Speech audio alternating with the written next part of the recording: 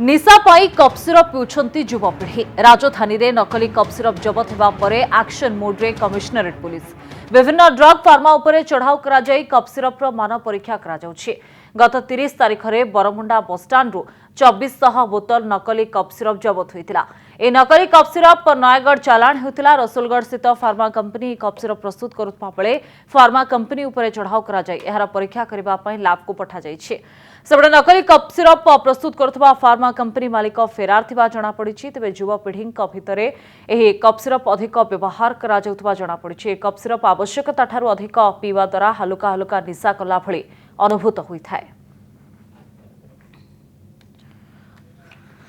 20 box cup syrup थिबा box seize कराइतला police द्वारा Bharatpur police आउ सेडी आफ्टर इन्वेस्टिगेशन जणा पड़ला कि सेटा रसुलगढ़ रे गोटे फार्म सेटा होची pharma MS pharma care India तार प्रोप्राइटर प्रवीण कुमार दास तो तांकोटू सेटा से जो करे जो कोडिन कप सिरपटा आसिक से नयागढ़ सप्लाई पे बरमुंडा बस स्टैंड रे आस्तला तो ताको धराई कि सेटा से माने सीज कराई आ 2 जन को अरेस्ट कराई आ से जो प्रोप्राइटर बर्तमान नाहांती से एब्सकॉन्डिंग अछि।